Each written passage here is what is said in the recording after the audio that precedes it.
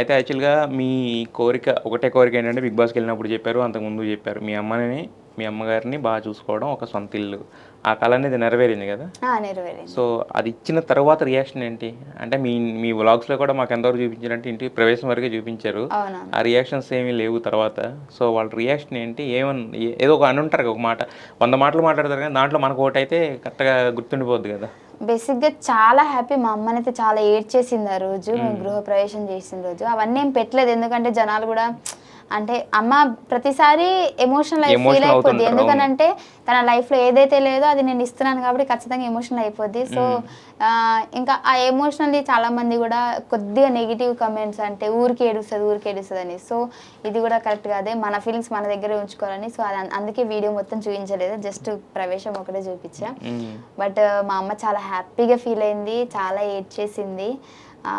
So, బేసిక్‌గా ఏంది అనంటే కొడుకు కావాలి అని నన్ను ఉంచుకున్నారు. అంటే సో, నేను పుట్టిన తర్వాత మగపిల్లాడేమో అని ఎక్సైట్‌మెంట్‌లో ఉండే. బట్ నేను పుట్టిన తర్వాత ఏంది అనంటే మళ్ళీ మగపిల్లాడేనా అని మళ్ళీ ఆడపిల్లనా ఆడపిల్లనా? అని చెప్పేసి ఎళ్ళిపోయాడంట. హ్మ్.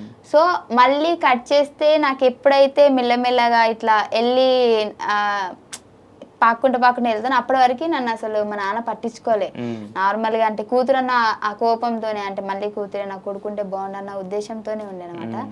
సో, అవన్నీ గుర్తు తెచ్చుకొని ఇద్దరు బాధపడ్డారు. హ్మ్. అప్పుడు ఆ నిజంగా. రోజు నిన్నిట్లా వద్దనుకుని ఎళ్ళిపోయినా, కానీ ఈ రోజు నువ్వే నాకు తోడుగా కొడుకు లెక్క ఉంటున్నావని ఏడ్చాడు మా డ్యాడీ గూడా. నేను మొన్న అన్నది అదే. మీరు ఒక వర్గానికి ఇన్‌స్పిరేషన్ అన్నది ఇదే అనమాట యాక్చువల్‌గా.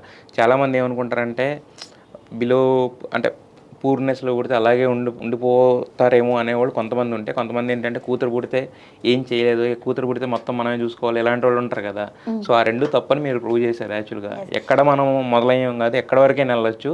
తర్వాత కూతురు కొడుకు కన్నా ఎక్కువ చేస్తాను అన్నారు చూడు. ఆ 2 మాటలు మీరు ప్రూవ్ చేశారు యాక్చువల్‌గా. అండ్ నేను ప్రూవ్ చేసుకోవడానికి కూడా ఒక ఛాన్స్ ఇచ్చింది వాళ్ళే. ఎందుకంటే హ్మ్. అంటే ఇప్పుడు అంటే మళ్ళీ దాన్ని తీయదు అని అంటే మమ్మల్ని అయితే బయటికి పంపించరు. అంటే ఎక్కడికెళ్ళొద్దు అది ఇది అవును. అని చెప్పేసి అవును. కొన్ని అవును. రిస్ట్రిక్షన్స్ రిస్ట్రిక్షన్స్ ఉంటాయి ఉంటాయి. కాబట్టి అవును. అంటే దానికి కూడా వాళ్ళు పర్మిషన్ ఇచ్చారు కాబట్టి ఇంతవరకు వచ్చాం. మేబీ హ్మ్. పర్మిషన్ ఇయ్యకపోతే మళ్ళీ అదే స్టేజ్‌లో ఉండేవాళ్ళం మేము. హ్మ్.